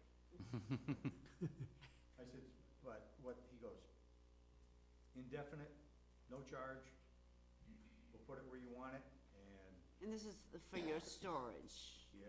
for all the, you had said, you had said you had a lot of bicycles. Yeah, and other things, Gotta have a because building right now, the area of Gotta the have a third building garage that we're using as a, large item I evidence see, you have a storage vehicle in there all the is time. getting full, Sure, so. I noticed that. So this box will actually, really do us some good. And the indefinite portion of it, he told me a year, 2 years, he says, you may keep it forever, I don't know. He says, but we're not taking it back this year or anytime soon, so. I said, perfect, as long as it doesn't cost me anything, I'm good. He says it will never cost you a dime. Now, just as a conversation, all these bikes that you take in, do you have to keep them for so long? We do, and, hopefully somebody claims them or comes back or reports a bike stolen or whatever, and if not, we've been doing the bike exchange with them. Oh, And that's been working out really good. They pick the bikes up, they make working bikes out of the damaged bikes, and then they give them away. Yeah. To the kids in need. Yep. So it's worked out, that Okay. portion of it's worked out really good. unfortunately, We have there's to- always an We unfortunate. have to hold on to them, for a period of time. Mhm. Years ago, well, prior to our building being constructed, we were putting them in the area of the pit. Yeah, the old, Well, then we had to move them, come Old Home Day, and, we got 30 bikes lined up on the fence line. Very unattractive. Mhm. So now we can put them under cover and at least keep them out of the weather, and then we can dispose of them. And that opens up, like I said, our long-term evidence area too, Okay. so. all right, Chief okay. Black, do you have a use for a meat box? Absolutely. Okay, just wanted to check. I have a question. Yeah. A resident approached me and says, I thought it was against our code to have those on our property. Used to be. Used to be. Changed in March. yeah, We did change it? yeah, Okay. town voters voted for them, Good. Yeah, as part of the code zoning. but it needs a permit, right? It needs a And- building permit. And not in the village district. And not in the village district? I thought it was not in the Is it village not in the district. village district, or Villages, is but it? they are not allowed, and the zoning is not allowed. So are we saying we're better than everyone else by allowing it in the village district? Well, we're exempt from our own rules, obviously. Exempt from our own. Unfortunately, the municipality, you're exempt from your own ordinance. Ultimately, you have to get a variance from the rules, but yeah, they are allowed in all the zones except village, because typically the lots are so small, so they do allow them. So if we need to, we can grant a variance, just to make it look good. I'm not, And I know their purpose of donating them is to get exposure, but I mean, I don't want the one at the fire department, like, in front and center on the front lawn. I That's plan on not putting gonna it look back by the garage where tacky. Oh, on the other side there, yeah? No, Oh. I'm planning on putting it where the Cub Scout, they have their garage there with a little trailer. Mhm. I'm basically planning on putting it right there, so people that come into the parking lot will see it. But it won't be, It won't be from the road it won't be- necessarily. It won't be tacky looking, it'll be just alongside the trailer that's there now. And we've kept everything, I've cleaned out that area, so everything now is pretty well Yeah. lined up and in order, so it's not like a junkyard anymore. Mhm. And the good thing is they're new boxes, so so they're not trashed. Right, they're, They're brand new. Yeah, they're nice and white and bright, so everybody sees them. Yeah, well. And free. And free, but they're free, that's exactly right. And so I guess we can go with the concept, is the fact that we can't afford to build a shed or buy a shed, so if we're fortunate enough to have someone donate the shed, so to speak. Yeah. Yeah. All right, So you have a motion if you want to accept the me box, I don't know, is it my or me? My box. Boxes as donated for use by the police and fire department. I will make that motion. I'll second it. all in favor? Aye. Okay. Well, one bid opening, Craig. You wanna wait for Well, we can, Dawn, or do we have any other new business? I have other new business. Other new business, so, other new business, okay. All right.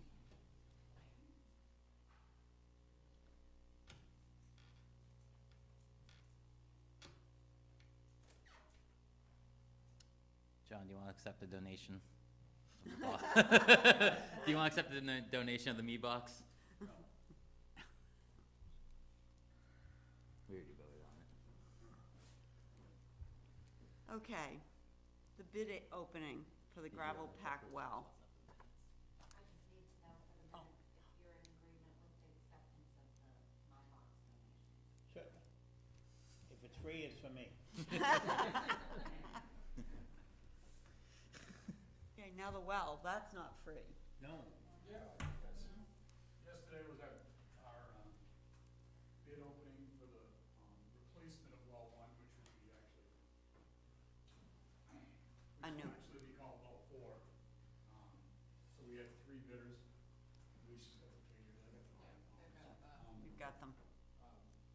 The winning bidder is someone that we're very familiar with. He's done most of the repair work to our current wells, and he's very familiar with the site. He's been working for the town for probably 35 or 40 years at least, so. And that was a low Very bidder? low- Yeah, very low is the low bid. So it's a no-brainer.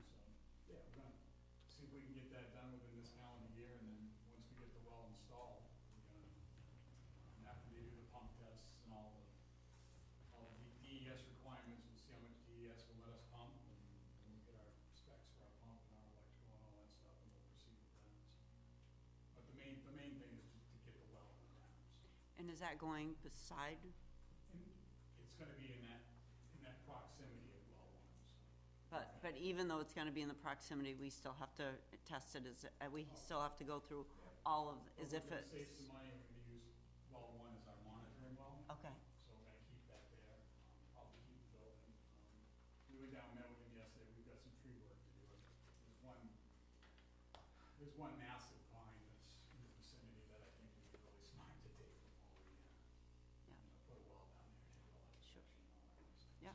Gonna get a price for getting that tree down, I haven't told you about that. all right. I think we cleaned it up. Well, I just don't wanna see a massive old pine down. Yep, we've had enough of those, seems like this year. All right, We could limit up and, make it a little bit neater, I think it would pay to take it down, so. okay, And cool. just as a reminder, this is being funded by the ARPA funds that we received back in, was it 21, 22, from the government. Yeah. You guys had earmarked 80,000 for the body cameras for the police department, and we earmarked another 500 of those funds for this project. Per the rules and regulations of the ARPA grant, we have to obligate these funds by the end of this year, so that just means we have to enter into contracts and say, yes, I have X amount of dollars that is going to this project. Then we have until the end of '26 to actually expend the funds and finish the project. So we're trying to get that moving along because I need to have those set amounts obligated by the end of this year. Now, and I assume, is Penachuk gonna do the testing, or is DES doing the testing? Penachuk. The well driller and, we have hydro source. Yep, Is, our hydrogeologist. Right. On the job, so between the well driller and the Yep. hydrogeologist, they'll do all the testing. awesome, Good? And Underwood is also overseeing. Yeah. that. Yep. Yep. Yep, good, all right, Yeah, we should be, our supply should be, pretty secure for the next many, many years. good, all right. Hopefully it might have water quality. I think you said correct, the well is 100 years old? 1938. Is it really? Wow, imagine. Hmm. Yeah. Well, we can look at it this way, we get our money's worth out of it, right? Oh, 100%, yeah. Yep, that's for sure. And just Good. an update on our other grant, I believe our truck is going to be in next week or the week after. Mhm. So the truck will be in, so we'll just have to, I believe the parts for the body are all ordered now. So, step one, so. Yep. we'll get that. Awesome, good, It's good. good, awesome. Okay, thank you. Okay, other new business. Next you have the Purple Heart Community, Selectman Champion had come to me, yesterday or the day before about bringing this forward, so if you wanna, I'll let her explain it.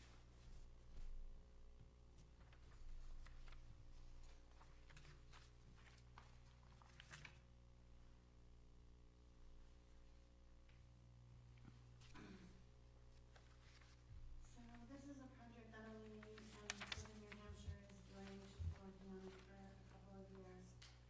The Purple Heart is a specific, a combat decoration that is our nation's oldest military medal. It was created by George Washington in 1782, originally known as the badge of the military merit. The current Purple Heart medal was developed by Douglas MacArthur in 1932. The Purple Heart is awarded to members in the armed forces of the United States who are wounded by an instrument of war in the hands of the enemy and, or posthumously given to the next of kin, to the name of the person who was killed in action or died of wounds that he received during the action. The heritage is sacred to those who understand the price that was paid for it. The purpose of the Purple Heart community is to create a tribute to the men and women who have been awarded the Purple Heart medal. With the presence of the signs designated to your town as Purple Heart community, the public will have a visual reminder of the sacrifices paid by the recipient and a notice that your town supports the military heroes who have made the sacrifices for the way of life our residents to enjoy. We do qualify as a Purple Heart community. We do have members who have been in our community that have received the Purple Heart. And this could be verified by the town clerk as the, as it being true. And so what they do is they give the signs, and the thing that you have on the top is what the sign looks like. But it does have a sign that will say, it will say the Town of Belmont on it. That we, and it signifies that we are a Purple Heart community. I've been looking at this project for a long time. One of the things that was required the last time I looked at it is that we had a living Purple Heart recipient. And a couple of years ago, they changed it so that we just had to have a community member that had received the Purple Heart, whether they're living now or deceased. And we have a few of them in the town of Belmont, and I thought that this would be a really nice tribute to them and to our veterans. There's no cost in making us a Purple Heart community. There is a cost for the signs, but normally what most communities would do is reach out to their veterans, and ask if that was something we wanted to do. Currently for 6 signs, it's $316.20 is the cost for 6 signs. But I guess I came to you guys first because I really want, I would want to say, yes, the Board of Selectmen is willing to support this, you know, before I ask them if they would be willing to contribute. Do we have any living Purple Heart? I don't know the answer to that question right now. When I asked 4 years ago, there was one, but he didn't want his name. And this is the difference between the Purple Heart community and the Purple Heart Trail. Like if you've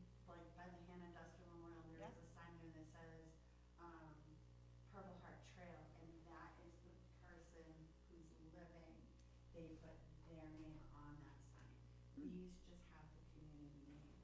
I mean, I'd love to be able to do that too. If the person who's living that received it is willing, then I'm, willing to do that for them too, but I figured this was a good, jumping point for us. And there's a list here in here.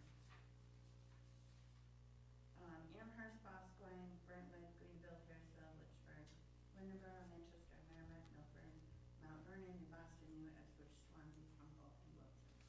Those are the towns that have already done. Now, when I'm looking at this proclamation, right, and it's, is it always August 7th? Is August 7th is nationally recognized as Purple Heart Day? I mean, I could believe be, so. this is just a sample that she gave us. Right, but I was asking, I just wondered if the, Oh, yes, I'll it look. is. I believe it is, yeah. yeah, I mean, that's the day that everybody, all the other towns proclaim it as being purple. Did you? All right, okay, just, yeah. Well, I'm not a veteran, but we have a couple veterans here. Not Purple Heart though. Well, no, but you're still a veteran, so it's, I mean, how do you feel? I mean, I didn't get hurt enough, I only got a Bronze Star. oh, you don't count them. No, but I mean, I think it's a nice, I have no issue with it. I think it's a good proclamation. We can look into the signs if we need to figure out how to get signs in I town. also Sure. suggested you two could, put a press release in the newspapers to say, hey, is there anyone in the community who is living or had passed that was a Purple Heart, and or the newsletter, just to see if we do have some. That'd be a that we great could, idea, Yeah. that way we wouldn't forget anybody. Get actual, who would want to be recognized? sure. Because I know there's a couple that are deceased, and I was pulling their records, and I fell into the rabbit hole with just this one gentleman. So that's where I'm at right now, I still kind of have to do some research on the others, Mhm. so, The American Legion probably would fund those signs, yeah, Yeah. and that's where I was gonna go next, but instead of asking individuals. Yeah. And then, I think what she's asking now is for the board's support Of course, to do a right, to, because I don't wanna go to them and go, hey, Right, how and then we- financially right. support this, and then Right. have you guys not think Yeah. it's a good idea. Yeah.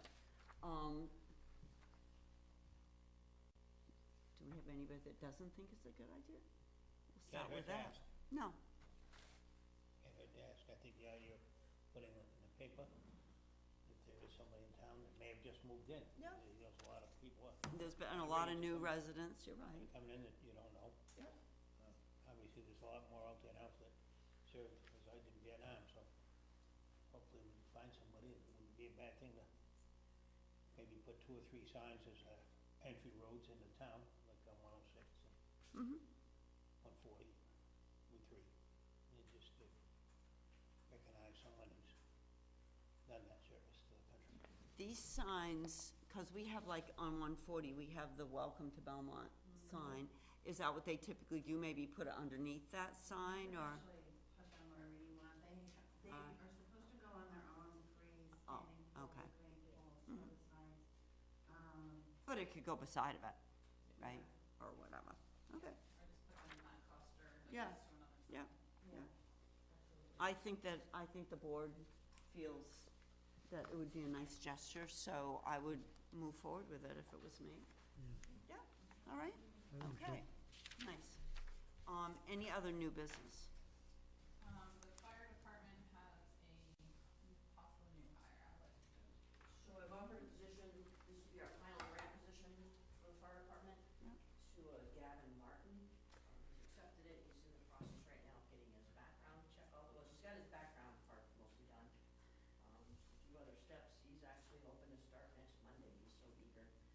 He's been riding with us, he's doing some ride time with us, so he's Yeah. a really good kid.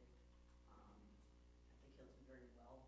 His father is retired out of Belmont, his grandfather, I'm sorry, I keep calling him his father. His grandfather is retired, Chief Rick Siegel, Oh, yeah, so he already knows, some stuff, right? he already knows the Yeah. Belmont area, the Belmont Fire Department and stuff, and, this is one thing that he's always wanted to do. Awesome, awesome, good. So now you're full. Yeah. We've Got it. actually, I mean, I think everything's been pretty status quo for a long time, Yeah, so good. pending any future retirements, Yeah. which I'm not saying are not there, Mm-hmm. probably by midsummer, Yeah. my guess is.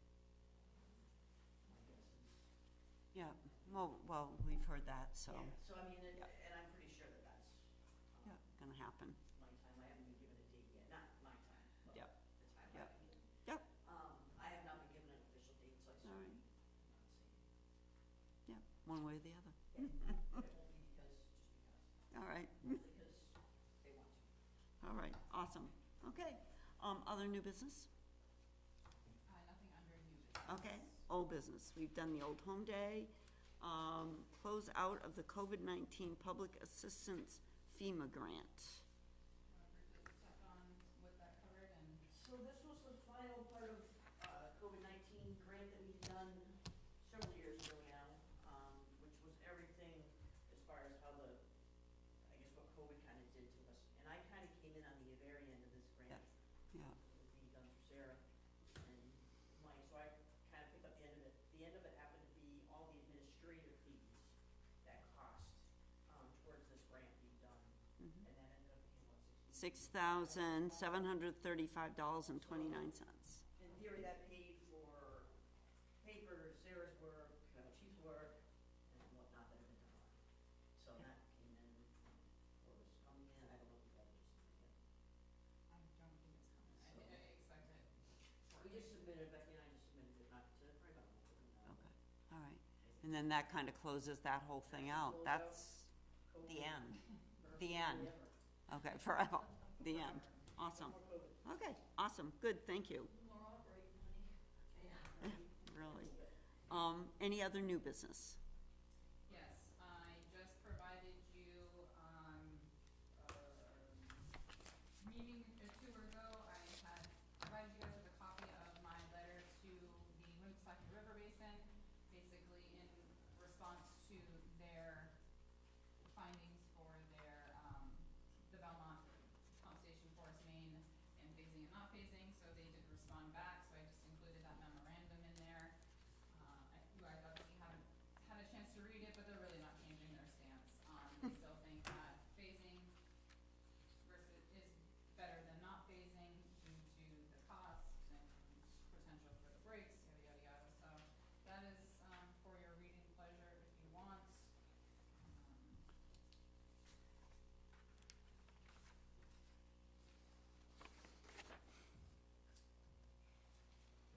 I think they've upped their figure too. Yeah, it looks like.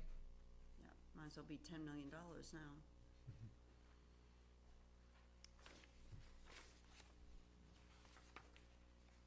Well, I mean, I'll buy some of those portable outhouses.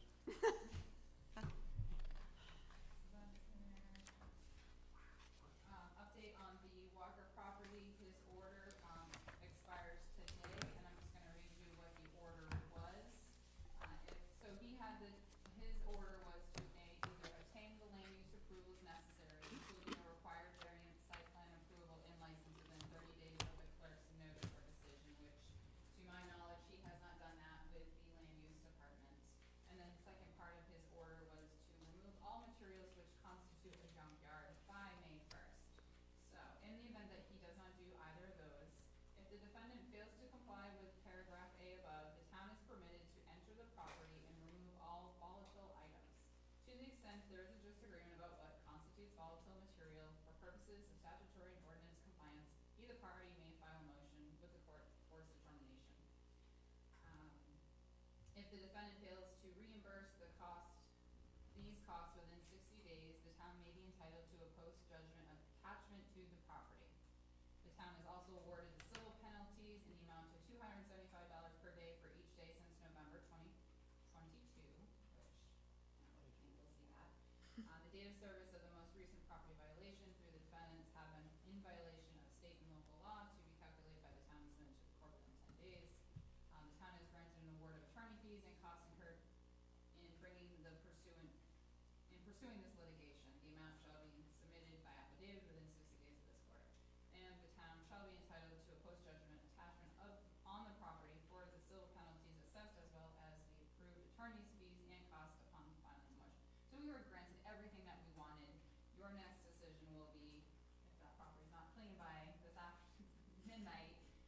your next step. I would make a motion if it's not clean by, Midnight tonight. midnight tonight, that we proceed and take the property, Well, you can. post haste. You can, you're permitted to enter the property to remove the material. So you're gonna wanna decide, now that we're in a default and we're really looking at how much money we have to spend, I mean, I'm no junkyard person, so I don't know what you're looking at far as what we can recoup for the cost. Obviously, we get to keep the money for those costs if we junk them to a junkyard and they actually give us $500 per car, whatever it is that you get these days. So who wants to take that project on? I will, You will? I most certainly will. Because I'm not into junkyards. I wanna get a Purple Heart. Whatever this, I'll give you a gold star. a sticker. Don't wish too I got something better, he gave it me, I got a gun permit. Can we get somebody to go in there and give us some kind of an appraisal on Yeah. what the metal is worth? And And I'll get Harding to win, Harding Metals to win. 'cause that's what we should do, so And see if use they- the money that we get from what's up that. Behind the building, I got trees that big coming up through them. That means we're gonna have to cut them down to get the car I moving. gotta get inside the junk car to cut the tree down. Yeah. So, here's my safety thing. I mean, you know, we all know Mr. Walker, but, I don't want, you know, John pulls up because he's gonna go out back. Shouldn't he have someone, Civil standby, yeah, probably a good idea. I'm just, Trust you, John, That's the but yes, first I time- agree. That's the first time in 40 years you said that. I just, Probably the last. I just think that he shouldn't just be pulling in and, well, you should have identification and, you know, I think. Bring a business card. Bring a business card, yeah, with your picture on it, but I just think obviously he shouldn't be just out of the blue showing up, okay. But So, with that, my question is, with that court order starting tomorrow, I'll reach out to Joe when I get back in the office and say, what do we do what next? can we now do? Yeah, Because it yeah. didn't get cleaned up, he didn't apply for the right, list of things that he had to, So so. we don't have to give 2 weeks of waiting again to make the motion to allow this action to go No, forward? because you already have a court order that But- gives you the authority. It does, but does the board of selectmen have to unanimously, or not unanimously, but approve now someone going forward with taking stuff off the property? I think you might want to, see how much it's going to cost the town to move forward with, you know, what is the expense and how are you gonna pay for it? Yes, you have the attachment, but you still have to pay for it out of the budget somehow. so in other you words, might wanna- if this Harding Metals comes in and says, well, you know, there's whatever, I don't know, there's 50 cars and I can get you, you know, I don't know, $5,000 for it, but it's gonna cost me $3,000 to remove it, then the 2,000 comes back to the town and goes against, Right, you're correct? gonna pay some So money then to it's not do it, really and then- incur- we're not Correct, incurring but an I'm saying, expense. instead of us having to wait till the next meeting to then allow this to go forward, could we allow it to go forward? Like, say this happens, I know it's not gonna happen, say it happens tomorrow, that they're able to do it, and it's not gonna cost us physically anything besides Right. the recoup cost. Could we allow it, make a motion that pending whatever you get for an answer from legal and how to proceed, we could allow it to go forward, or we gonna have to wait 2 weeks to the next meeting to then make the vote, to then allow John to go on and go forward with it? No, I think we can make a motion to basically, Get her legal opinion get today or her, tomorrow? get the legal Legal opinion. opinion, and if it's obviously what we think it's gonna be, that we give John the authority to start doing his, Harding Metals already in town working. they're already in, so he already knows, so They're we working, give, they're working at Al Junkyard, Al Gilbert's down past my house. yeah, yeah, They're scrapping cars, he's crushing cars and hauling them right out. now, so Right after it's a the- good time to, The road ban came off, they started crushing cars. So if you, so I will make the motion if you wanna make that in legalese terms for you. make the motion that, as long as the legal is giving us what we think, they're telling us that we can move forward, and then give John the approval to, And I'll bring the numbers to the board, and then we can make a decision. So you're gonna evaluate is what I'm gonna call. yeah, I guess we're, Permission to Well, the see, it'd be, property and right now it'd be an evaluate. opportune time, because an I didn't realize this was coming this quick, because they'll be at Gilbert's for another 30 days, probably crushing cars. Because he does it every spring right after the room, and he crushes them much. There's a lot of the cars that Rusty was in that got totaled will end up at Gilbert's, because he has no place to hold them. Sure. And they work their race route, so this big crushing machine is in Belmont. So rather than go from here back to, well, they're down at Bow now, they got a big storage yard in Bow. They'll probably take it down there, if you can move it 4 miles and keep right on going. Because they don't do a lot of handwork, it'll all be done by machine. Wow. They can't even get a machine in It there. potentially could be cost neutral, Oh, it's Yeah. not, yeah, for sure. oh, yeah, To a point. Depends on what, well, it depends on what junk is going for right now. it's pretty The hard. Well- junk is up, Yeah, it is. and there's a market for tires right now as well, from what I understand. Well, the tires that My he, father used to have a junk yeah, shop. the tires he was buying, trying to resell, shouldn't have been sold again. He's got tires. Only that legal he in went out and Alabama. bought. Yeah, he went out. You wouldn't waste the money putting them on a rim. Road slicks. So we have the motion. Yep. Travis made the motion. Who would like to second that I'll motion? second it. Sonny second. All in favor? Aye. Aye. Aye. And I'll reach out to Joe after. Yep. Yep, and just let John know that he can or can't do it.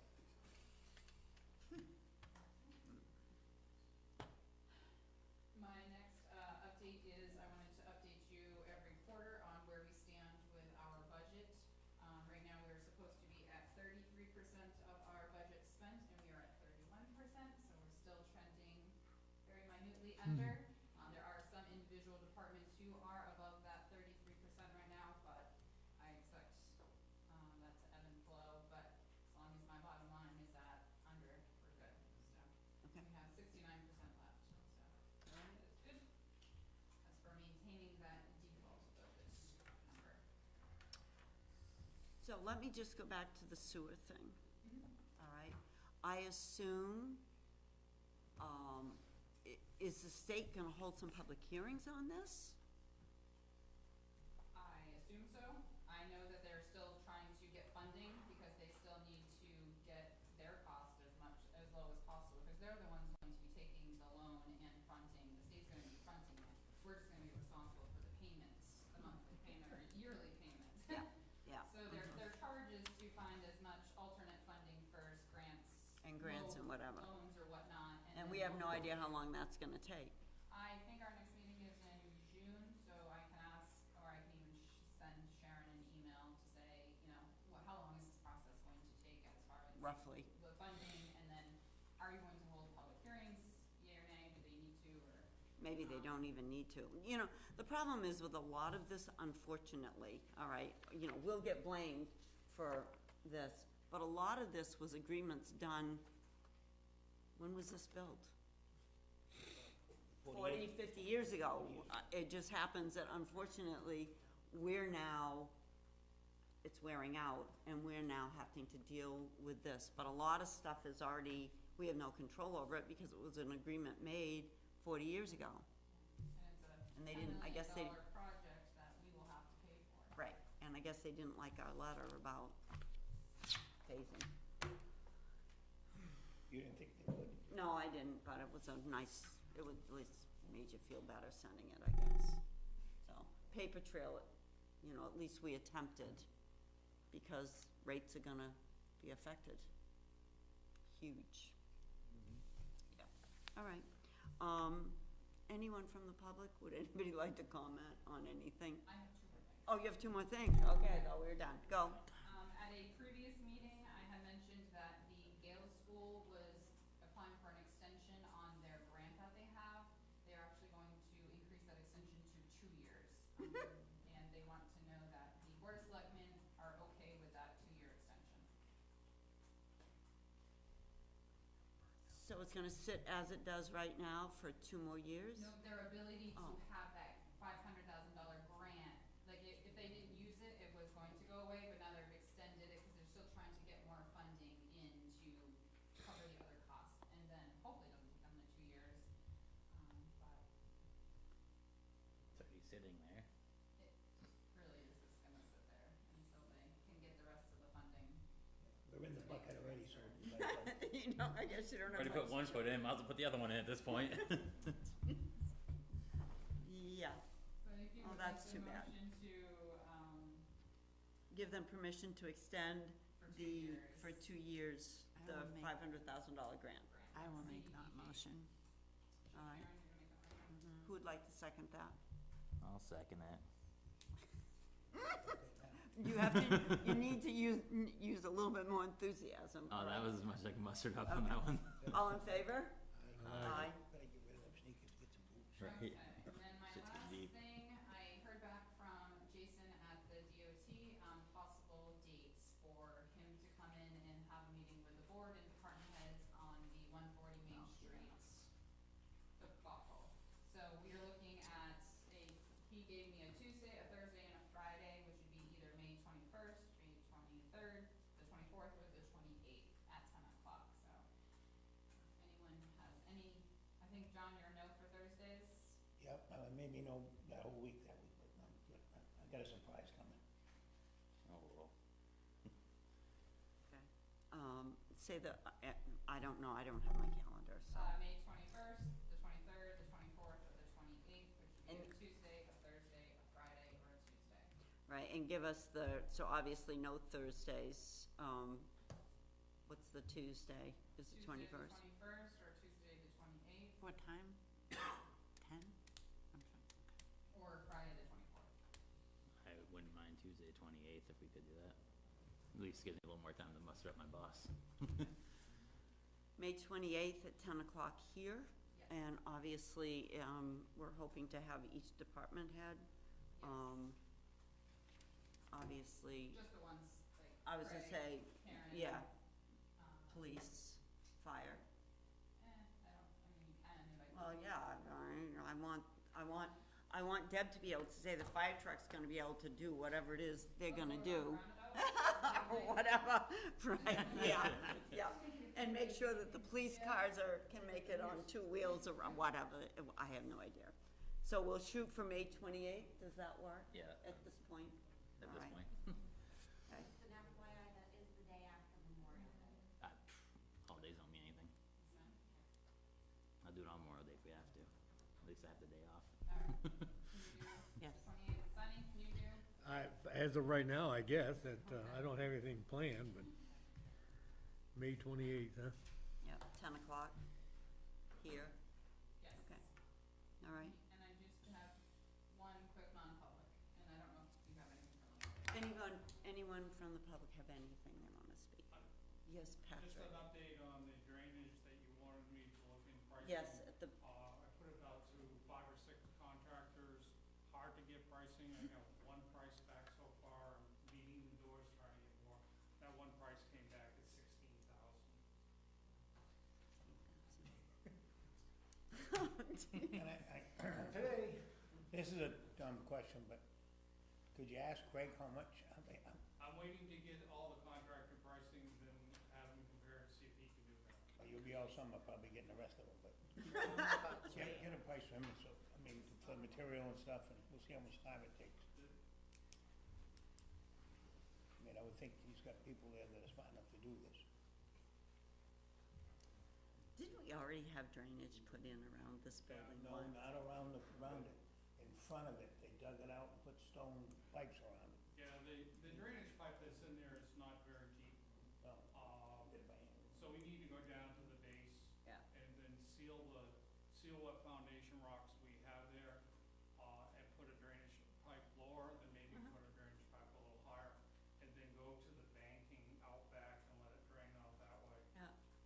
That's what the plan is right now, so, what we're trying to get pricing, so. And by going that way, we're gonna disrupt the sidewalk, so that's gonna have to be Yeah, and I've got repaired. the pricing Yeah. to repair the walkway, Donna's walkway, and also the Yeah. walkway. That's included in the pricings that I've asked everybody. And also in front of the door, because that Donna's walkway slopes to the door, Yeah, is it needs to putting, go. a drain right there in the walkway. So any water coming down that walkway. Those work really well till they freeze up in the wintertime. That's the only thing. That's the only thing. You put those in and then but if they also put one in that you can remove the grate, Right. at least you can keep it cleaned out better than not. Use a little salt on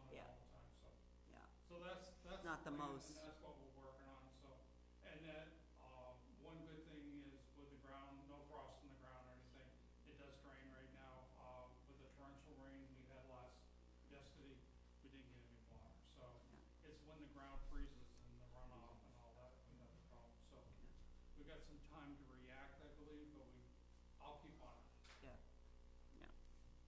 Yeah, because obviously you wanna get it repaired before we start doing anything on that first floor, because then it will be a Right. issue. Okay. You said we had a non-public? Yes. All right. No other? All right, we're gonna close this meeting. Our next meeting is scheduled for May 15th. Can I have I'm a here, roll Travis call? there. Let's take a back. Ruth Mooney? Sonny Patton? Sharon Champy? All right. And a motion to adjourn this meeting? I'm gonna have to go downstairs after All we're right. done here. If you need me for anything, I'm going down to the second floor for the open house. Okay. Hey,